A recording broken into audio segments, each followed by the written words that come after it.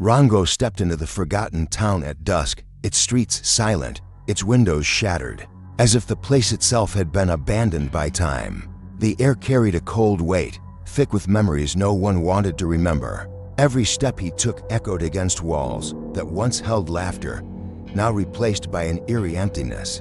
Something about the shadows felt wrong, as though eyes were watching him from places unseen. And in that silence, the town whispered a welcome that was never meant to be kind. Among the broken homes stood one still intact, its windows boarded, its doors chained as if trying to keep something locked inside. Drawn by curiosity, Rango reached for the heavy chains. The moment his fingers brushed the rusted iron, the air shifted like a breath escaping the earth itself. A faint scratching echoed from within, desperate and relentless, like nails clawing at wood. Against his better judgment, Rango pulled harder, and the chains began to rattle like screams. As the boards cracked open, the stench of damp and rot spilled into the night. Rango raised his lantern, its light trembling across the room. In the corner, a figure stood tall, emaciated, with a face hidden in shadow. But when it lifted its head, to gaping, hollow sockets stared back, endless and black, as if they swallowed the very light around them. Rango froze, his breath caught in his throat, while the figure whispered without a mouth, "You should not have come." The hollow eyes moved without sound, gliding, twisting, its body bending at impossible angles. Rango stumbled back, his lantern shaking as he ran into the streets. But no matter how fast he turned corners, the figure was always ahead, waiting in silence, staring with those empty sockets. The town itself seemed to shift, streets changing, doors locking, trapping him in a maze of shadows. He realized then this was not a town abandoned. It was a trap built for those who dared to enter. Exhausted, Rango collapsed in the center of the square, surrounded by broken statues whose faces had been carved out just like the hollow eyes. The figure loomed closer, its hollow sockets dripping with shadows that reached for him. And in that chilling moment, Rango understood the truth: the town wasn't cursed by the hollow eyes. The town was the hollow eyes, and he had been swallowed whole.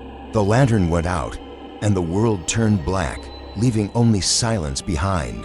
The wind howled through the ruins as Rango stepped deeper into the hollow church. Behind him, shadows twisted unnaturally, moving against the flicker of his lantern. Each creak of the floorboards whispered his name, calling him closer to the altar where something unseen stirred. He knew he wasn't alone anymore. The hollow man was watching. A sudden slam echoed through the empty hall, making Rango drop his lantern. In the flickering light, a figure appeared, faceless, tall, its skin like stretched parchment. The hollow man lunged forward, its claws scraping across the stone. Rango stumbled back, heart racing, as he realized this was no ghost, it was hunger made flesh. Rango ran through the broken corridors, the hollow man's growl echoing behind him. Doors slammed shut by themselves, windows shattered, and the walls seemed to breathe as if alive. Every turn led him deeper, not out. The village's curse had trapped him inside, and the creature's footsteps grew louder, closer. Breathless, Rango stumbled into an overgrown graveyard behind the church. The crooked tombstones told a chilling story of villagers who disappeared, all bearing the same date. He brushed off the dirt. From one name, his own. The hollow man's curse had chosen him long before he even arrived.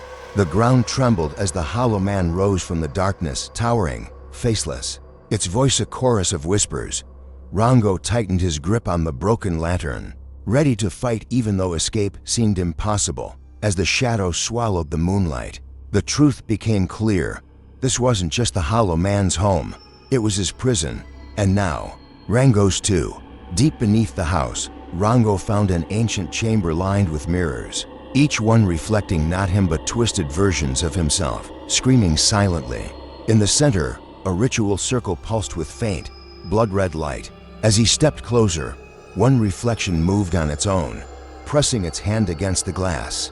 The mirror cracked, and from within, a blackened hand reached out. Rango realized too late this wasn't a reflection. It was something trying to break through.